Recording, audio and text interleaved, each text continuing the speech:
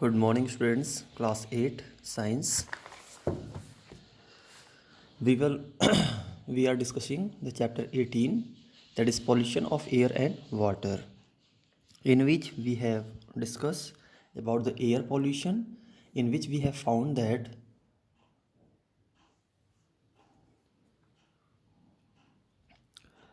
unwanted substances that have a harmful effect on both on the living and non-living component of the environment is called as a air pollution, and the substance that contaminate the air is called air pollutant.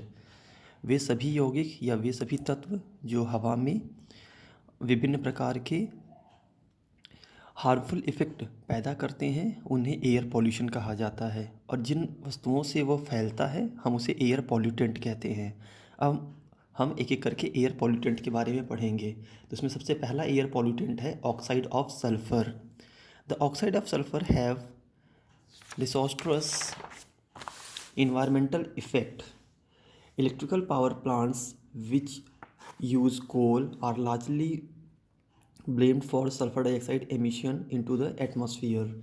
जितने भी बिजली बनाने वाले plant हैं जहाँ पे बिजली कोयले से पैदा की जाती है उनमें बहुत ही अधिक मात्रा में धुआं निकलता है, और उस धुएं के अंदर सल्फ़र डाइऑक्साइड की मात्रा सबसे ज़्यादा होती है।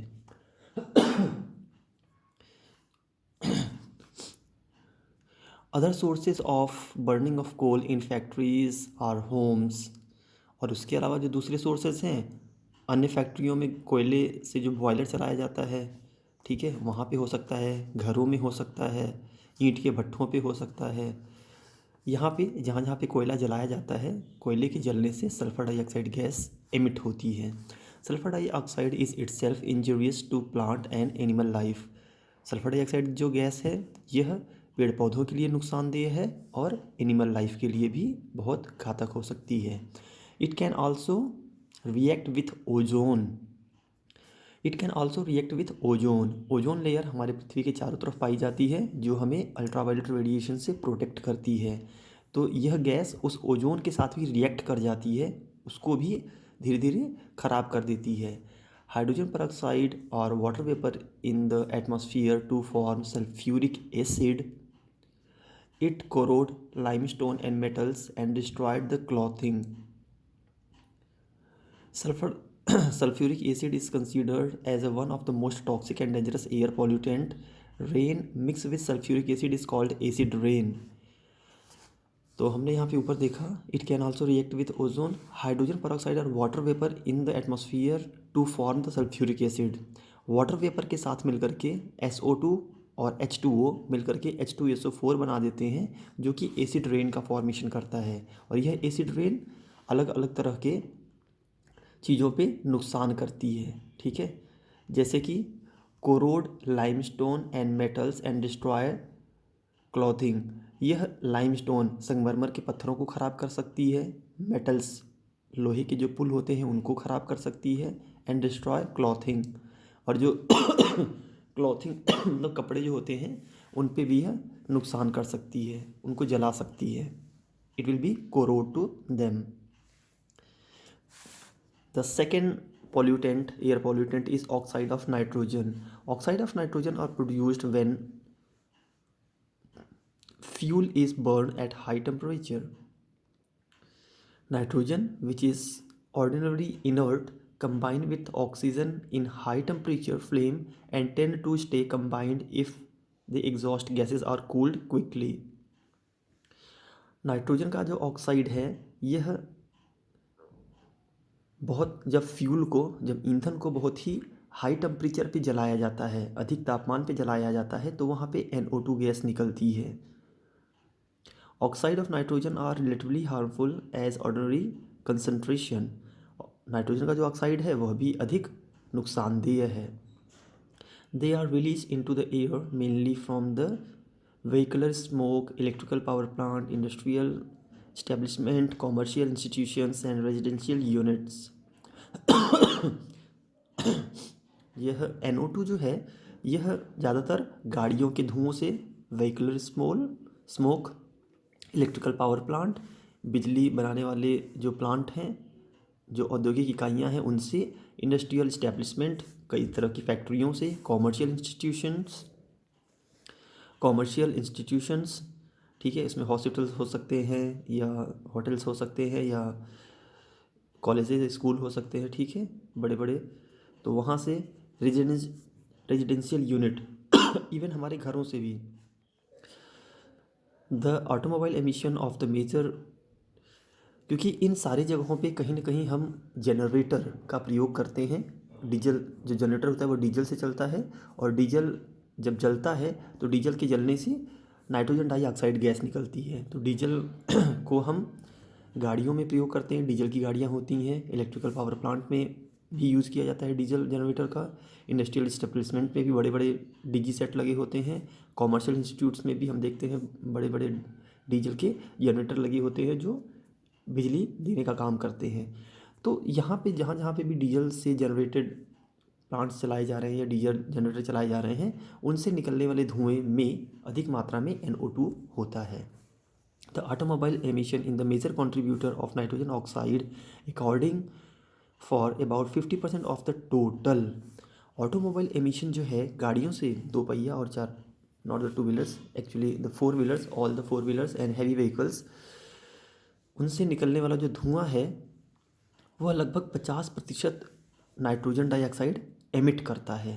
In Indian cities diesel operated vehicle contribute about 90% of the oxide of nitrogen to the air.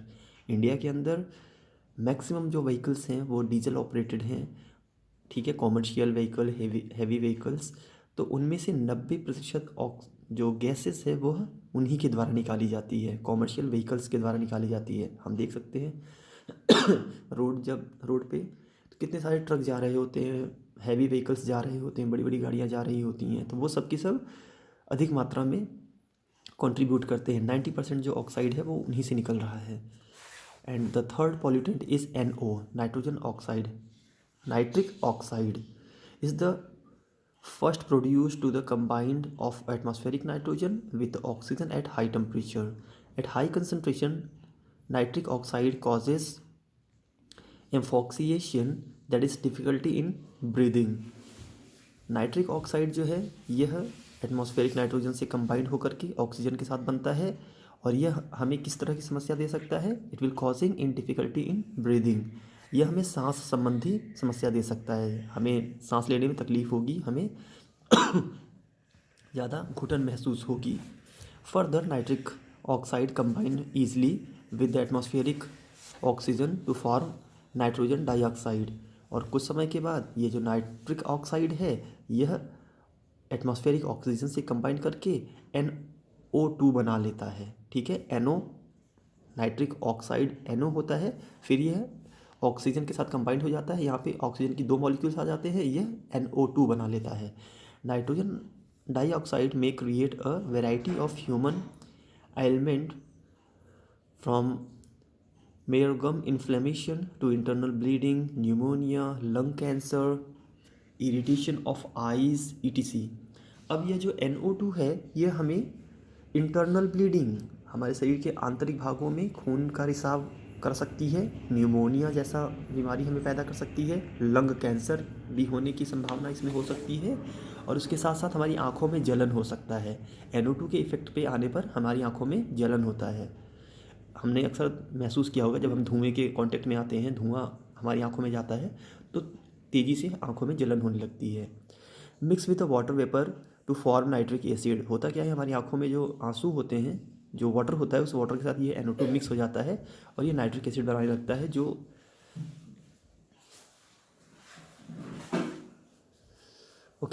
Mix with the water. अब ये जो NO2 है, यहाँ पे एटमॉस्फेयर की बात की जा रही है, NO2 mix with water vapour to form nitric acid.